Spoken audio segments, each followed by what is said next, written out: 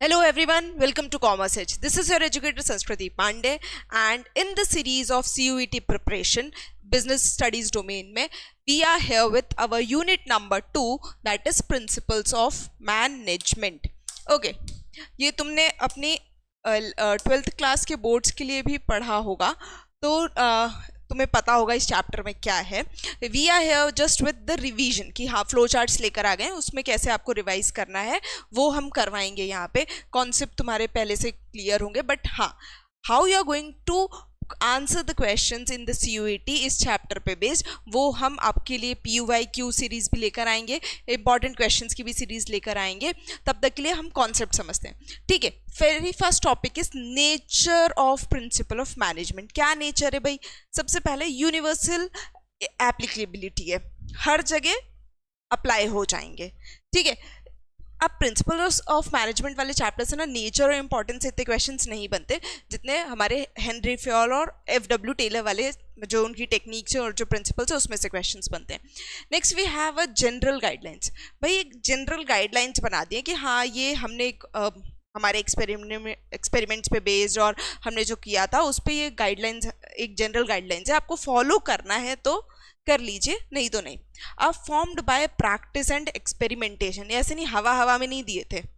It was formed by after practice और बहुत सारे एक्सपेरिमेंटेशन के बाद ये प्रिंसिपल्स बनाए गए थे. हाँ क्या है नेक्स्ट? फ्लेक्सिबल है भाई.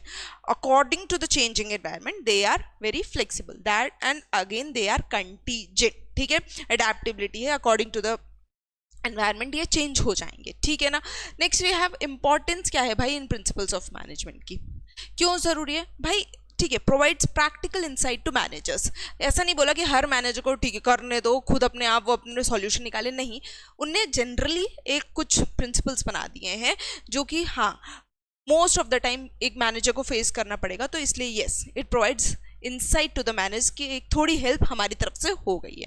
Next we have efficient use of resources. क्यों बनाए ये प्रिंसिपल्स? ताकि रिसोर्सेज का यूज एफिशिएंटली हो. Next we have they are scientific decisions. भाई FW टेलर उनने तो साइंटिफिकली दिए थे ना सारे प्रिंसिपल्स और टेक्निक्स. ठीक है, अडेप्टेबिलिटी है भाई इसलिए इंपॉर्टेंट है, फिर सोशल रिस्पॉन्सिबिलिटी है, फिर मैनेजेरियल ट्रेनिंग है. ठीक है, ये हो गए उनके नेचर और इम्पॉर्टेंस. अब वेरी इंपॉर्टेंट जो हम डिस्कस करने वाले हैं हेनरी फ्योल जी के 14 प्रिंसिपल्स. सी ये प्रिंसिपल्स तुम्हें ऑर्डर में कोई याद करने की जरूरत नहीं है. ठीक है ना, तुमसे याद हुए होंगे, कोई बात नहीं. बस तुम्हें क्या करना है, इस पे बेस्ड एक क्वेश्चंस आएंगे. तुम्हें जब ये क्वेश्चन दिखे, ये नाम दिख जाए अगर, तो उसका मीनिंग क्या था बस वो तुम्हें याद रखना है. और मोस्ट ऑफ द टाइम्स ये क्वेश्चन ये जो आते हैं वो केस स्टडीज में आते हैं. केस स्टडी दे दी, वहाँ पे आपको पूछा जाएगा कि कौन से प्रिंसिपल्स अप्लाइड हैं वहाँ पे. ठीक है, let's start with division of work. Division of work क्या बोलता है? ठीक है, एक इंसान काम नहीं करेगा सिर्फ, वर्क शुड बी डिस्ट्रीब्यूटेड. ठीक है, जो जिसकी स्पेशलिटी है, जो जिसमें अच्छा है, उसके अकॉर्डिंग काम को डिवाइड कर दो. डिवीजन लिखा है ना, मतलब काम को डिवाइड करना है. नेक्स्ट है authority and responsibility. Authority and responsibility क्या बोलता है कि there should be a balance. क्या होना चाहिए भाई? अथॉरिटी और रिस्पॉन्सिबिलिटी में बैलेंस होना चाहिए. जितनी अथॉरिटी मिली है या जितनी रिस्पॉन्सिबिलिटी आपको मिली है उसके अकॉर्डिंग आपको अथॉरिटीज भी मिलनी चाहिए. रिस्पॉन्सिबिलिटीज मिल गई, ठीक है, तुम्हें ये काम करना है, ये काम करना है, but you are not having authority. Authority मतलब टू पावर नहीं है उस चीज काम को करने की, देन बैलेंस बिगड़ जाएगा. It's of no use. Next we have a discipline. Principle of management में हेनरी फ्योल जी ने जो डिसिप्लिन दिया कि there should be rules and regulations in the organisation जो कि सबको फॉलो करने चाहिए. Be it the person at the top level, middle level और लोअर लेवल्स, और इवन द वर्कर्स, सबको ये रूल्स एंड रेगुलेशंस जो एक ऑर्गेनाइजेशन के हैं वो फॉलो करने हैं. Then we have a unity of command. Very important. Unity of command what क्या कहता है कि जो ऑर्डर आ रहा है वो किसी एक इंसान से ही आना चाहिए. ये नहीं कि वर्कर्स हैं, ठीक है, उन्हें एक हेड आके ये बोल रहा है कि तुम्हें ये काम आज 5 बजे तक ख़त्म करना है, वेरेज एक दूसरा हेड आके बोल रहा है कि नहीं तुम्हें ये काम 2 बजे तक ही खत्म करना है। कंफ्यूजन क्रिएट हो रहा है, दो अलग अलग जगह से कमांड्स आ रही हैं, ठीक है। तो ये बोलता है कि कमांड में यूनिटी होनी चाहिए, एक इंसान ही एक दूसरे इंसान को ऑर्डर देगा, ये नहीं कि एक इंसान के ऊपर 4 लोग उसको ऑर्डर देने के लिए बैठे हैं, ठीक है। Next we have a unity of direction. ये क्या बोलता है कि सारे लोगों के efforts in the organisation should work in one particular direction. आप जो भी काम कर रहे हैं, जितने भी लोग काम कर रहे हैं, वो ऑर्गेनाइजेशनल गोल को अचीव करने के लिए ही कर रहे हो। आपके सारे एफर्ट्स मिलजुल कर किसी एक जो ऑब्जेक्टिव आपने डिसाइड किया है, जो एक गोल डिसाइड किया है, उसकी तरफ डायरेक्ट होने चाहिए। That is unity of direction. Next we have subordination of individual interest to general interest. यहाँ पे क्या मतलब है इसका? बहुत बड़ा नाम सा ऐसा लग रहा है ना। ये बोल रहा है कि ऑलवेज इन द ऑर्गेनाइजेशन के इंटरेस्ट को आपको प्रायोरिटी देना है rather than your own individual interest, ठीक है। क्या बोला मैंने? ऑर्गेनाइजेशन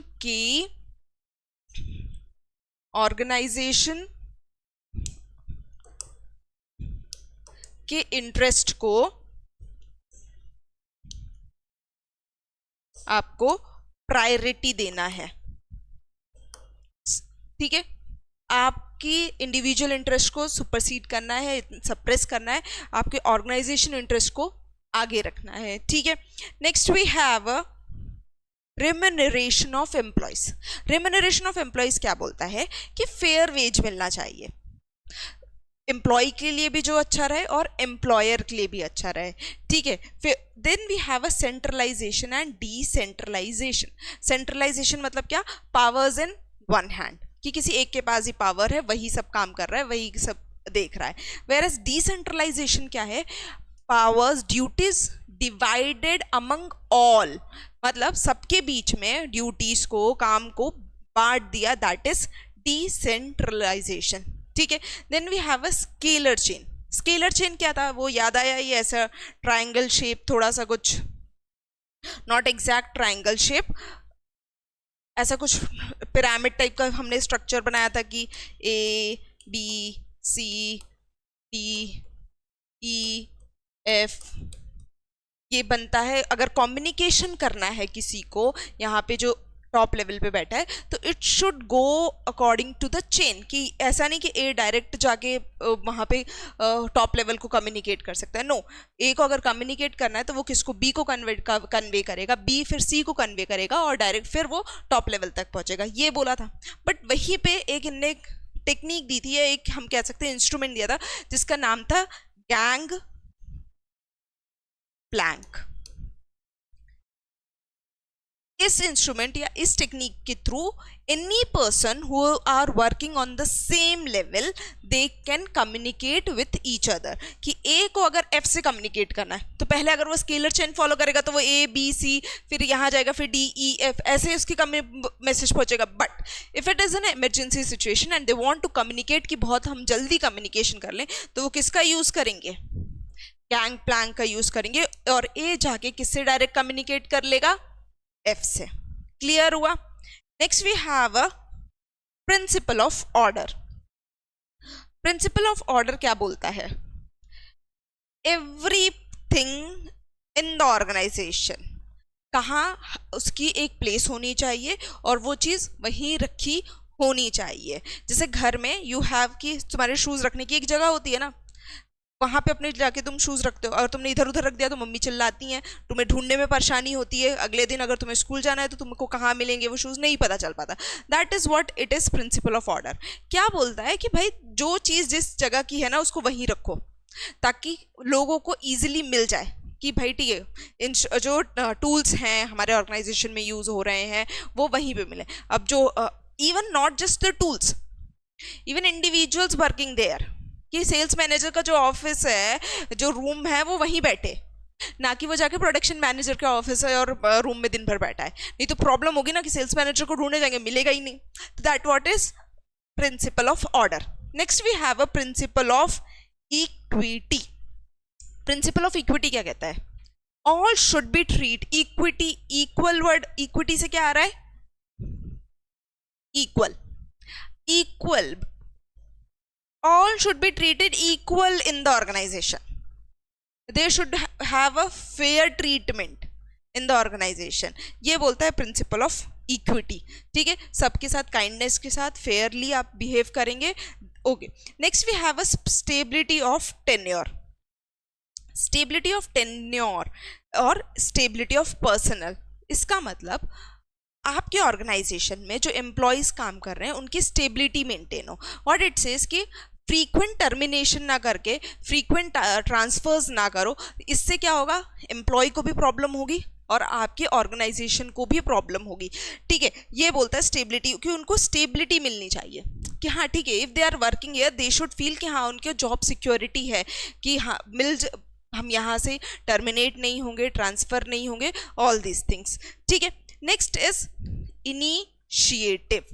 इनिशिएटिव वाला प्रिंसिपल क्या बोलता था भाई?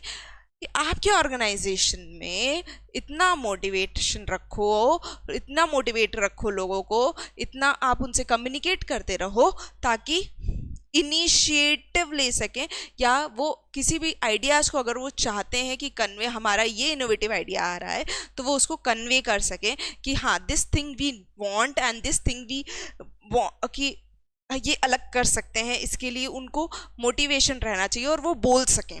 ठीक है, नेक्स्ट वन इज, यहाँ पे थक गया है वो मैं लिख देती हूँ. Our last principle is spirit de corps. Spirit de corps क्या बोलता है? हर एक इंडिविजुअल इन द ऑर्गेनाइजेशन कैसा रहना चाहिए? वो यूनिटी में रहना चाहिए, एक टीम यूनिटी रहनी चाहिए, सारे एक्शंस उनकी यूनिट इंटीग्रेट करने चाहिए और ग्रुप में काम करना चाहिए. This is what it is their spirit de corps. I hope तुम्हें ये सारे प्रिंसिपल 14 प्रिंसिपल्स हैं जो हेनरी फ्योल भाई साहब ने दिए थे, तुम्हें ये क्लियर होंगे. नेक्स्ट जो हम मूव ऑन करेंगे वो है FW टेलर की साइंटिफिक टेक्निक्स और प्रिंसिपल्स की तरफ. ठीक है, चलो भाई, principles of management given by FW Taylor. अब सुनो, हेनरी फ्योल भाई ने तो वहाँ प्रिंसिपल्स जो दिए थे, वहीं FW टेलर ने साइंटिफिक टेक्निक्स दी थी, और इसीलिए हम इनको बोलते हैं फादर ऑफ साइंटिफिक मैनेजमेंट. क्या बोलते हैं? Father of scientific management.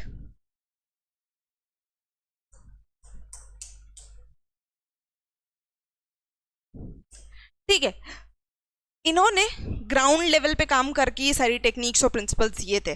ठीक है, अब इन्होंने क्या दिया था? पहला, science not rule of thumb. अब पहले नॉट रूल ऑफ थंब समझ लो. नॉट रूल ऑफ थंब क्या बोलते हैं? रूल ऑफ थंब ये बोलता है कि अगर मैंने ऐसा बोल दिया कि ये चीज़ ऐसे ही होगी तो वैसे ही होनी चाहिए. ठीक है, उनका कहना था कि नहीं, it should not be like that. ऐसा ऑर्गेनाइजेशन में नहीं होना चाहिए कि जो किसी ने बोल दिया वो वैसे ही करोगे. आप अपना दिमाग लगाइए और आप अपना काम करिए. Next is harmony not Discord. Harmony not Discord मतलब सब बहुत, एक ऑर्गेनाइजेशन में बहुत सारे लोग काम कर रहे हैं, तो उनके बीच में एकता बनी रहनी चाहिए, उनके बीच में डिससैटिस्फैक्शन नहीं होना चाहिए, लड़ाई झगड़े नहीं होना चाहिए बेसिकली. ठीक है, फिर उसी का एक्सटेंशन एक आया था, कॉपरेशन नॉट इंडिविजुअलिज्म. अब ठीक है, उनने बोल दिया था कि हार्मनी नॉट डिस्कॉर्ड, लड़ाई झगड़े नहीं करना है. ठीक है, आपने सोच लिया कि हाँ ठीक है हम लड़ाई झगड़े नहीं करेंगे, बट अपना अपना काम करते रहेंगे, हम कॉपरेट नहीं करेंगे, तो वो भी काम नहीं चलेगा. इसीलिए हम कॉपरेशन नॉट इंडिविजुअलिज्म को हार्मनी नॉट डिस्कॉर्ड का एक्सटेंशन बोलते हैं. वो बोलता है कि सब लोग मिलके काम करो, अकेले अकेले काम नहीं करना है. फिर है last one, development of personnel to their greatest efficiency and prosperity. According to this क्या वो है कि इंसान को ट्रेनिंग देते रहो, जो आपके यहाँ एम्प्लॉय काम कर रहे हैं, जो आपके यहाँ वर्कर्स काम कर रहे हैं, उनको ट्रेनिंग देते रहो, उनकी एफिशिएंसी बढ़ाते रहो ताकि वो अपग्रेड होते रहें. अगर वो अपग्रेड होते रहेंगे तो ऑब्वियसली आपके ऑर्गेनाइजेशन का भला होने वाला है. ये 4 प्रिंसिपल्स क्लियर हुए. क्या है?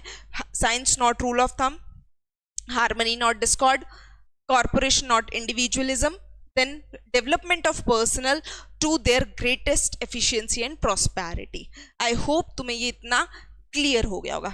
अब देखो, उन्होंने ना ये तो प्रिंसिपल्स दिए थे, ये तो उनके प्रिंसिपल्स हो गए.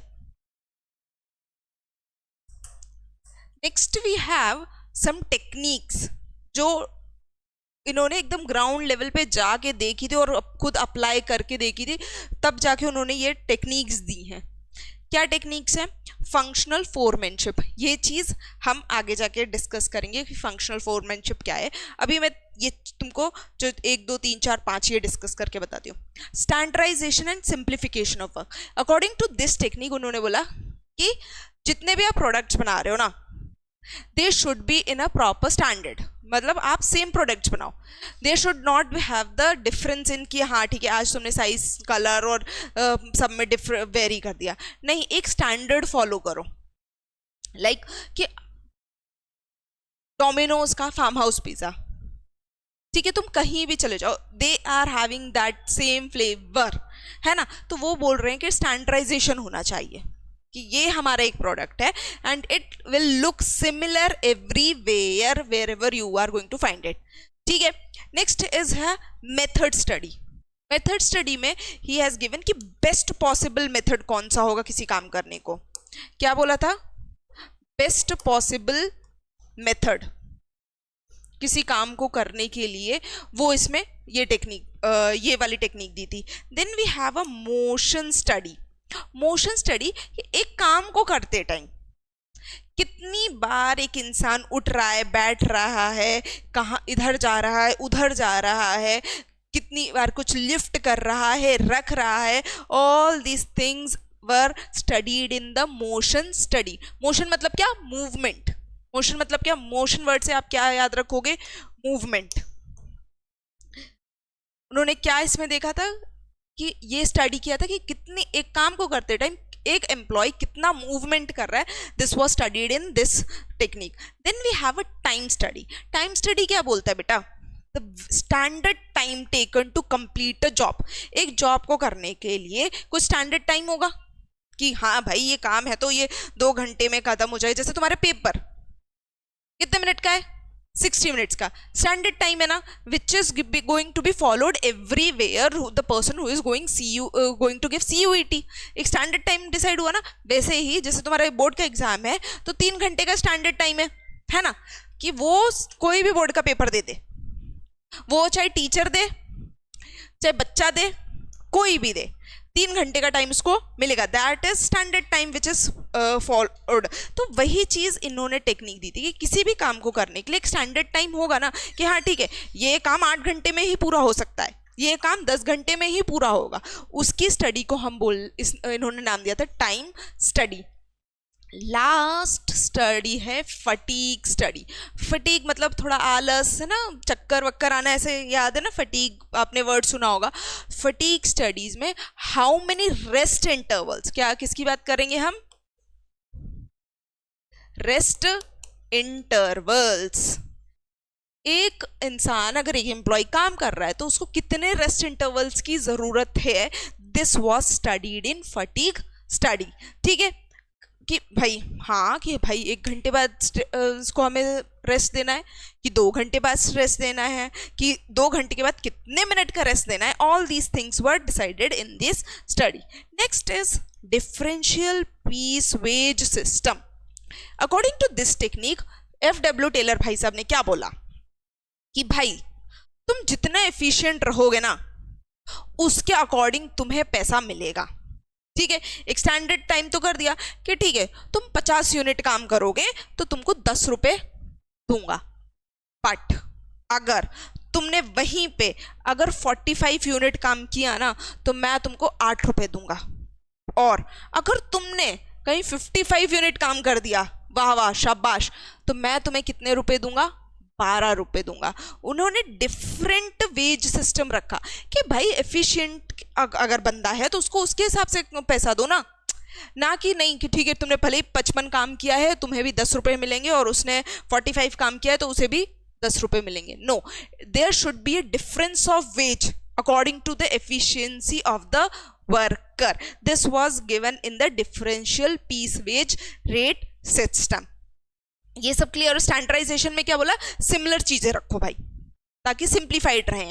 मोस्ट मेथड स्टडी में बेस्ट पॉसिबल मेथड जो हो सकता है वो, जैसे हम ढूंढते हैं ना कि अरे यार इसको अकाउंट्स में कि इसको किस तरीके से मैं निकाल लूं कि आंसर मेरा फटाफट आ जाए, है ना. मैथ्स में you find the shortest method मुझे मिल जाए कि ताकि मैं आंसर्स निकाल लूं, वही है method study. Next we have the motion study की कितना मूवमेंट हो रहा है, मोशन मूवमेंट याद रखना. टाइम स्टडी क्या था, स्टैंडर्ड, क्या स्टैंडर्ड टाइम लग रहा है, स्टैंडर्ड टाइम.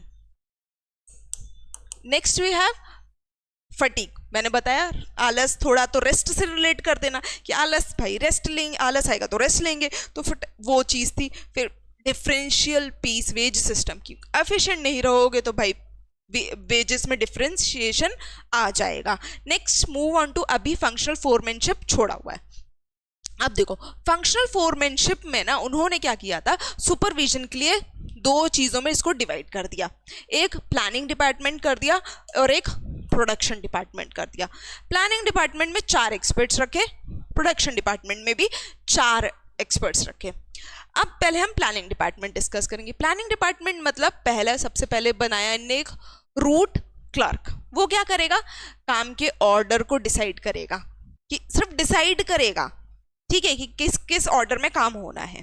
नेक्स्ट है इंस्ट्रक्शन कार्ड क्लर्क, जो क्या है, काम करने का सिर्फ मेथड लिखेगा. प्लानिंग वाले हैं, एग्जीक्यूट वाले नहीं है ये, तो कि काम करने का मेथड क्या है वो लिख देगा. नेक्स्ट है time and cost clerk. Time and और कॉस्ट कितना लग रहा है उस काम को करने के लिए, उसका रिकॉर्ड रखेगा. नेक्स्ट है डिसिप्लिनेरियन, कि डिसिप्लिन है नहीं ऑर्गेनाइजेशन में, उसको मेंटेन करेगा. ठीक है, इन्होंने प्रोडक्शन डिपार्टमेंट का काम संभाल लिया. क्या बोला, पहले क्या है, गैंग बॉस टूल्स और मशीन्स की सेटिंग करता है. ठीक है. नेक्स्ट है स्पीड बॉस, टाइम पे काम हो रहा है कि नहीं वो देखेंगे ये भाई साहब. नेक्स्ट है रिपेयर बॉस, मेंटेनेंस किस मशीन को कितने मेंटेनेंस कब करवाना है उसका रिकॉर्ड कौन रखेगा, रिपेयर बॉस. रिपेयर मतलब मशीन मेंटेनेंस, याद रखना. नेक्स्ट है इंस्पेक्टर क्या करेगा, क्वालिटी चेक इंस्पेक्टर जो हम सुनते रहते हैं ना, कि काम की क्वालिटी अच्छी हो रही है कि नहीं हो रही उसको चेक करेगा.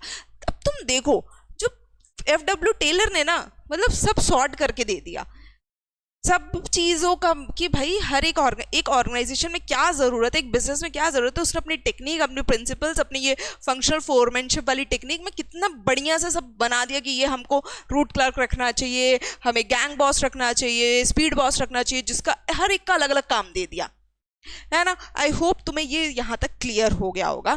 अब इसके again I am telling you, MCQ वाली सीरीज हम लेकर आएंगे, PYQs वाली सीरीज लेकर आएंगे. इस चैप्टर के कैसे PYQs और MCQ सॉल्व करना है वो अपकमिंग वीडियोस में तुम्हें मिल जाएगा. तब तक के लिए stay tune, tata, bye bye.